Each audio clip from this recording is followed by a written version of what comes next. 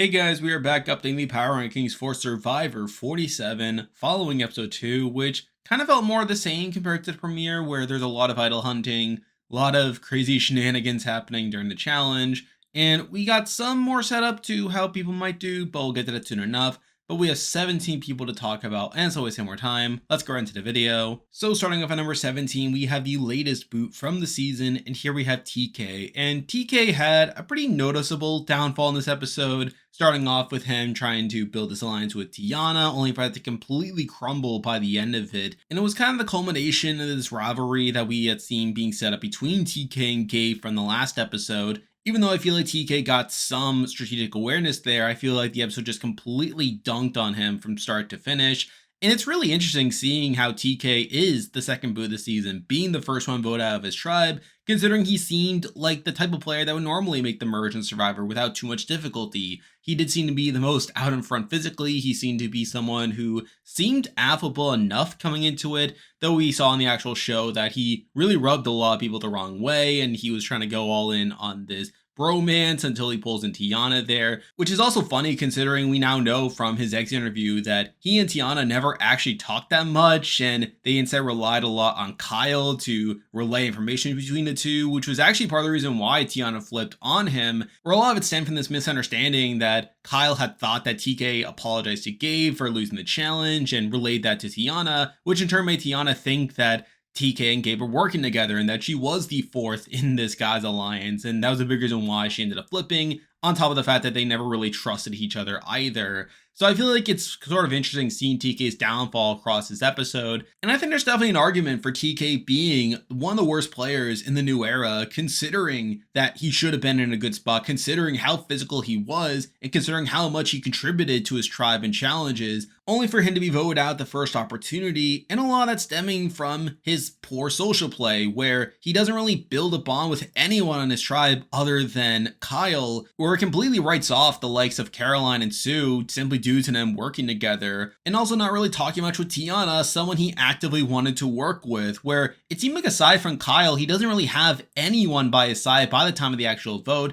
and I feel like a lot of that is his own fault. Not to mention the fact that he also talks in his exit interview about how he didn't want to play down a certain level, that he wasn't going to make people comfortable on his tribe, that he was just going to be himself, which I feel like is a misread there as well. And considering how much he annoyed the rest of his tribe aside from Kyle, it just made a lot of sense why they would turn on him at the first tribal that they attend. So I do feel like TK played pretty terribly across the season, and I feel like the episode set up his downfall pretty well, and obviously he's now out of the game, which is why he's here at number 17. And before we continue, I am once again partnering up with Russell Muscle TV to promote Idle Plays. Idle Plays is an online shop where you can purchase Survivor puzzles and practice them. That way you can potentially be the next challenge beast on Survivor 47 and beyond. In this season, we have creator lockers. These are special bundles handpicked by myself and other Survivor YouTubers, along with creator trading cards. If you purchase my puzzle, you can get your hands on the Labyrinth Ball puzzle, the Slide puzzle, and Spencer's puzzle from Survivor Cambodia. If you want to take home these puzzles and more, feel free to use my link in the description or use my affiliate code, Survivor Gumball, and start prepping now. And with that, there are 16 people left in the game to talk about, and as usual, I'll be ranking them based on how likely I think they are to win the game based on their edit and current game position. But at number 16, the person I believe is the least likely to win from this point on is Genevieve. And I feel like there isn't really much separating Genevieve from the next person we'll be talking about, where I think the main thing that puts Genevieve below that person is the fact that she gets 0 confessionals in this episode. She's the only person to not get a single confessional in this episode, which is pretty bad. Now granted, her tribe gets the least amount of screen time compared to the other 2 tribes, but the fact that she's the only person on her tribe to not get any confessionals there is pretty bad. And with a lot of the focus in the episode being around Rome, the one person she has been shown the show to have a connection to, mixing in the fact that people are talking about how they can't touch Rome because they know about his idol, I just feel like it's setting up Genevieve to either be sniped out of the game or just not get that much focus moving forward. So I feel like with Genevieve having very little upside and still having quite a bit of potential to be a boot if her tribe goes to tribal relatively soon, I do have her at the very bottom at number 16. Now moving on to number 15, and we have the person who was at the bottom of last week's ranking, but we do have Saul. And Saul pretty much gets the exact same content that he got last week, where he gets one confessional about how Rome is bad, and it's literally just the exact same content again, which I already found to be pretty underwhelming. The fact that we still don't know much about Saul at all, aside from the fact that he doesn't like Rome, is pretty bad. And I feel like at this point, I don't think Saul's winning by any means, but the fact that he got a confessional in this episode while Genevieve didn't was just enough to have him above her at number 15. Now moving on to number 14, and we have another person I don't feel that great about, and someone who I am expecting to be a pre-merge boot, but we do have Rachel. And it was pretty close again between Rachel and the next person we'll be talking about, where I feel like the main separator is the fact that Rachel got less content than the next person. That and also her one confessional being about how she wants Andy to be the easy boot when they go to tribal again. Just makes me feel like she's the one being set up to be targeted the next time her tribe goes to tribal again, where we obviously have the likes of Sam talking about want to keep Andy safe. And with Sam now having the idol and floating the idea of using said idol on Andy, I feel like Rachel is the most likely person to be the victim of that moving forward, and considering she doesn't get much content this episode, aside from that, is not to have her here at number 14. Now moving on to number 13, and we are again sticking with the Gada tribe, but we do have Annika, and Annika's kind of a similar story to Rachel, where a lot of her content is her talking about how Andy sucks and that he's giving off toxic, clingy boyfriend vibes, which is not particularly great. Now, I will also say that there is slight positivity in the sense that she does talk about Sam being a threat and how she was there when Sam found the Beware advantage, though I could also chalk that up to it being circumstantial considering that she was there when Sam found the advantage. And plus, if Sam is truly a contender, then I could also see that backfiring on her later on, where maybe she tries to take the shot at Sam only for that to backfire.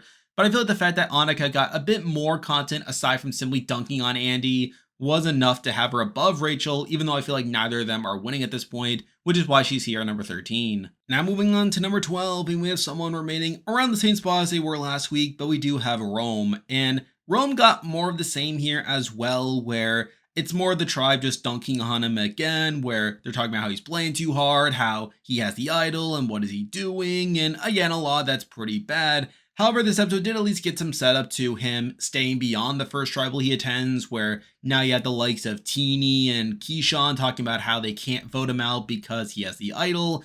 And I think Rome himself is pretty committed to using the idol here, to where I feel like the more likely boot from the Labu tribe is probably going to be the likes of Genevieve, for example. So I feel like that is enough to have Rome above Genevieve. But beyond that, I feel like he's just getting more negative content, just being overexposed and getting mostly bad content. Aside from that, is enough to have him here at number 12. Now moving on to number 11, and we have someone who has moved up a little bit, but not too much. But we do have Andy, and I think this episode gave some credence to Andy having a bit of longevity in the game, where he does get a decent amount of content again. You also have Sam talking about how he wants to be Andy's buoy in the game to prevent him from drowning in the ocean. So I feel like that's something that could lead to Andy staying in the game longer than you would think. Now, truth be told, I still feel like I don't have much faith in him, where he still gets a decent amount of negativity with him spiraling and him finding the Beware advantage only for him to leave it behind for later, only for that to backfire when Sam finds it instead. And you have him telling Sam that he knew about the Beware advantage after Sam had found it, but not knowing that Sam found it. So again, there's some dunking there.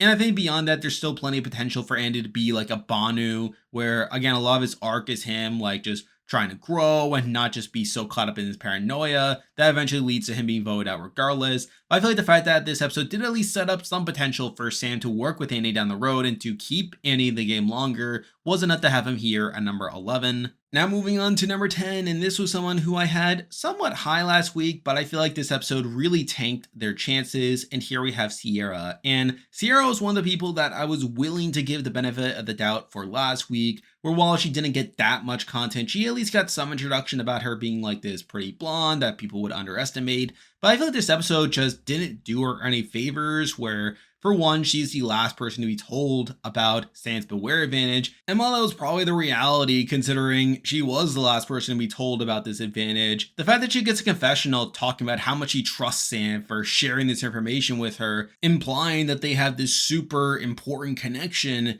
is kind of ridiculous in my eyes. It kind of makes her seem a bit unaware about what's happening around her. And then she follows it up by essentially going along with what Sam wants, where you have Sam telling her that he's thinking about using the idol on Andy, and then she gets a confessional about how she actually doesn't want Andy to say that. She would prefer Andy to go, but because Sam wants that to happen, she's just gonna go along with Sam. So I do feel like this episode was not the greatest look for Sierra. It kind of makes her seem like a follower behind Sam, while Sam is the one more out in front. So I feel like at this point, I'm kind of losing faith in Sierra. And while there's technically still time for her to turn around this perception later on, I'm going to leave her here at number 10. Now moving on to number 9, and we're going back to the Tuku tribe, the tribe that went to tribal here, but we do have Caroline. And I still find myself pretty underwhelmed by Caroline's content here, where even though she is part of these important relationships with the likes of Gabe and Sue, I feel like Caroline's gotten by far the least amount of content between those three, which is especially strange considering this episode breaks up the bromance that she had called out just in the last episode. But the fact that she doesn't get more credit for doing so is not particularly great in my eyes.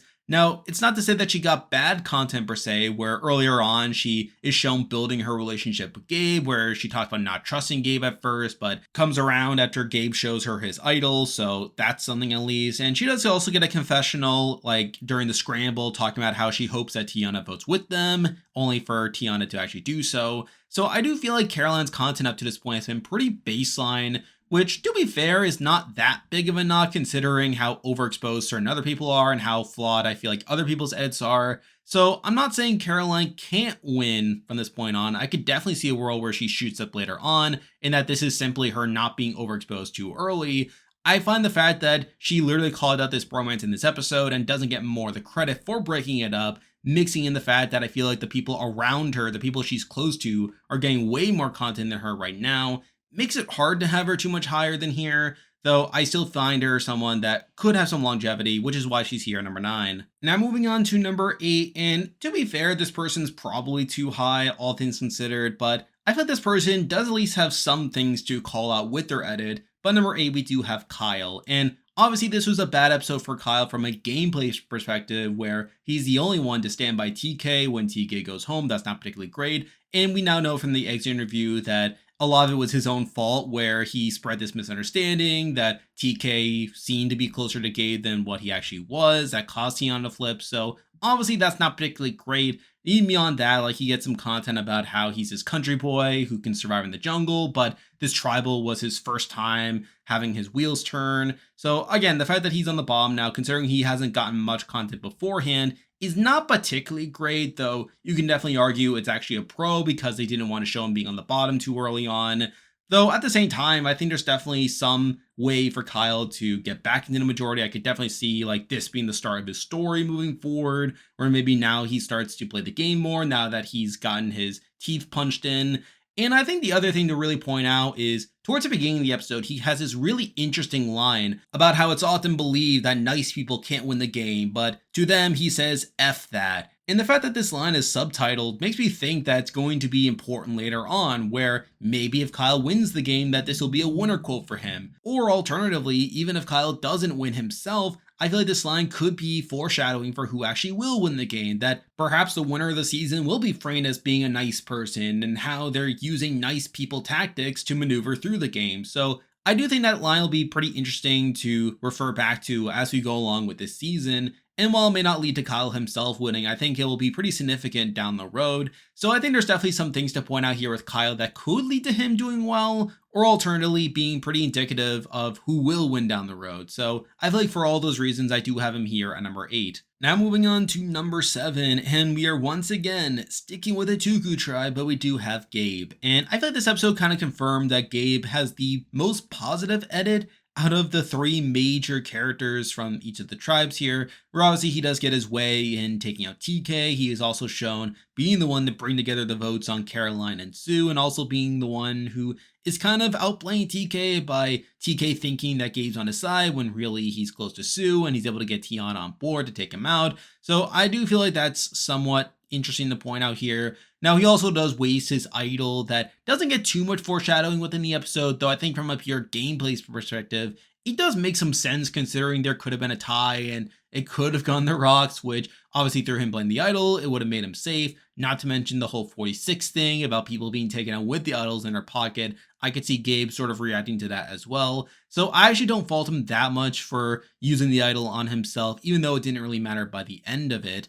Now, I do think it'll be interesting to see how Gabe proceeds in the game moving forward, where I think the Caroline Gabe Sue relationship will be pretty critical in the game moving forward, where I feel like those three will probably have a decent amount of longevity within them. However, I also think Gabe does have some worry signs here that could lead to a downfall down the road, where I think the major thing to point out is the fact that he refers to Caroline and Sue as these wounded birds, kind of talking down about them in his own confessional. And I could see that leading to him being overconfident that he thinks Caroline Sue will be these weaker players, only for them to later outplay him and to take him out. And honestly, that's pretty good for Caroline and Sue in that it probably gives him a decent amount of longevity there, but also not great for Gabe in that I think he'll probably be outplayed down the road. So I think there's definitely some worry signs for Gabe here, and I don't think he's a very likely winner at this point.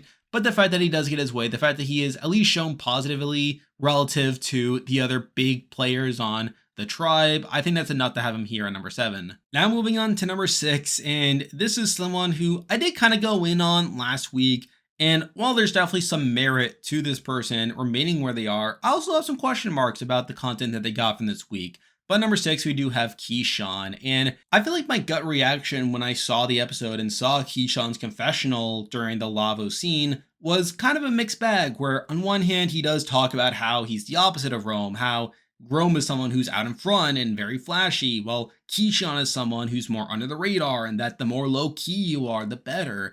But then he proceeds to make the fire for his tribe, which I found pretty confusing. And I feel like in the moment, I did kind of frame this as pretty negative, how he's kind of contradicting his own advice by making the fire and pointing more attention towards himself. But I think after thinking about it a bit more, I don't think the episode is intending for this to be a negative, where I feel like the tribe is mostly pretty happy that he's the one to make the fire. And I feel like it's more so Kishan just kind of silently going in, making the fire, and that's just kind of it. So I think for me, the jury's still out over whether this will be a good thing for Kishan down the road, but I still think the fact that he's at least framing himself as an opposite to Rome, it kind of makes him stand out from the rest of the tribe, where I feel like with the rest of the tribe, like their criticisms of Rome are pretty baseline, just talking about how he sucks and how like he's just overconfident and just too much. I feel like Kishan's the only person on his tribe that actually tries to point out how he himself is different from Rome. And while I don't think it gave off the effect that I was looking for, I think that's at least something to point out. And I feel like if Kishan's able to build upon that in future episodes, I could see a world where he goes up. And considering how I felt good about him after the premiere, I am willing to give him the benefit of the doubt for this particular week, though it wouldn't shock me if it goes either way for him in the future. And with my gripes with the other players, I couldn't justify this flaw knocking him too much on this actual ranking. So because of that, I do have to leave him here at number 6. Now moving on to number 5, and this person did go down a bit compared to last week, but number 5, we do have Tini. And I do feel like Tini is on that trajectory that I was talking about with them last week, where while I feel like they got decent content during their premiere, I felt like it was always going to be set up to them being a big player down the road. And we kind of saw that here, where they got a decent amount of content with Rome and how like they were showing Kishan Rome's idol only for Rome to catch them. And obviously that's not great. Rome does get to talk about how he doesn't trust Tini as much as he did before. But at the same time, like you can definitely chalk that up to more anti-Rome content.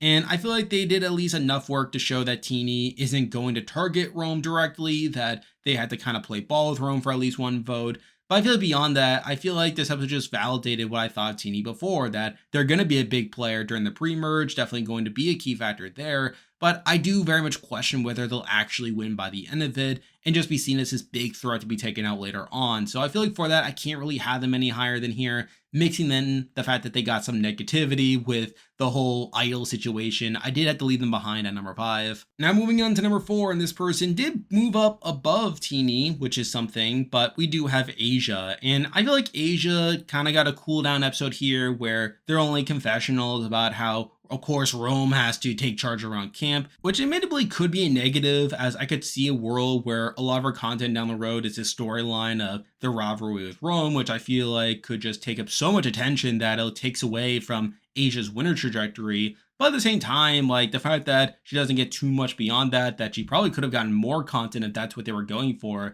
was enough to have her above Tini in my eyes. But I don't think my view of Asia has fundamentally changed all that much compared to last week, which is why I am going to leave her behind at number 4. Now moving on to number 3, and this person did survive the week, and I do feel like this person has some good things going for them, but also one pretty massive knock that I didn't talk about last week. But number 3, we do have Sue. Now I feel like my view of Sue's edit has really gone downhill since we got the secret scenes from last week, which came out after I recorded last week's video, but in those secret scenes, one of them was all about Sue and her getting pretty much all of her personal content there, where she gets her intro package talking about how she's on the older side of things and how Survivor really helped her daughter when she was sick. And this is all great content that would have been great for Sue's edit if it was on the actual show. But the fact that they relegated it to a secret scene not good enough to make the main cut makes you really wonder why they didn't include it. Or it would have been one thing if they waited until a future episode for Sue to naturally bring this up on the show, but the fact that they are getting it out of the way in episode 1 in a secret scene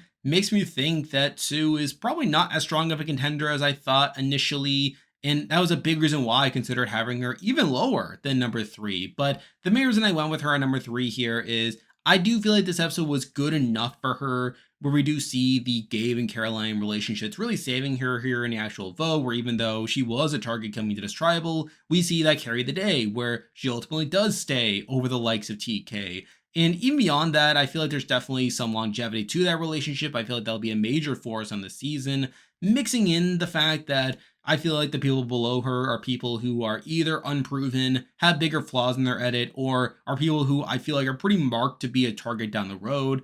I feel like it's not impossible for Sue to recover from this, but I feel like the secret scene alone is such a major knock to her edit that I feel like I can't really have her as a top contender at this current point, even though she's still relatively high in this ranking. But I feel like it wouldn't shock me if in future weeks she does start to slide a bit. But I feel like for now, considering the rest of the field and considering how muddied a lot of these waters are, I am going to leave her here at number 3. Now moving on to number 2, and we have someone who I was prepared to have at number 1 for a lot of this episode, as I feel like a lot of their content up to the tribal was pretty good, but I feel like their actual decision at tribal kind of threw things into question. But at number 2, we do have Tiana, and I feel like Tiana is someone who I did go in on last week as someone who could move up. And I feel like this episode was pretty good for them for the most part, where we do get a lot of their perspective on like the alliances and the fact that TK's pulling them in and them like being this swing vote coming into it. I feel like we definitely got a good sense of where things are with Tiana at this point in the game. And it actually made me feel like there was a chance that Stu could have been taken out here, considering that Tiana was framing this vote as an emotional one or a game one, where the implied game move is to keep TK around, where even though Tiana was being pretty annoyed by TK due to a lot of his antics, she was framing it as want to keep TK around for challenge strength. But in the end, she ends up voting out TK in a spot to where that was framed as the more emotional decision, which is a knock in my eyes. I feel like that's probably not great that she's not being shown playing the game in a game-focused way. And on top of that, she's blindsiding Kyle, who she did talk about as someone she valued. And by blindsiding Kyle, that could open things up for Kyle to turn on her moving forward. Now, truth be told, I feel like Kyle will probably go back to her because really what other options does he have at this point? But I do really much question how much this vote for TK here will harm Tiana's chances moving forward. And I think that was enough to not have her number 1 for this week. And you could definitely argue that she should be lower here, as I feel like with how big of a knock it is, that there is a debate for her being lower. But I feel like compared to the rest of the field, I feel like I can't really justify having her lower than those other people.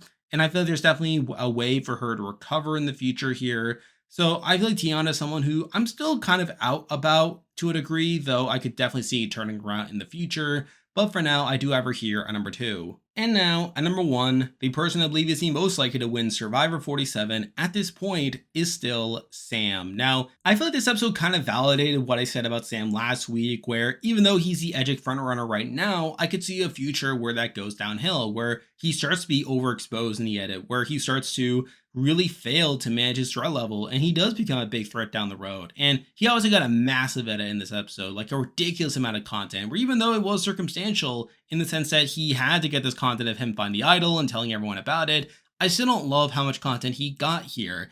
And you even have Annika starting to talk about how Sam is his threat. Though, to be fair, that could also be a positive, as it could be setting up Sam having some adversity here that he overcomes by taking out Annika, considering I have very little faith in Annika to actually win the game, considering her edit.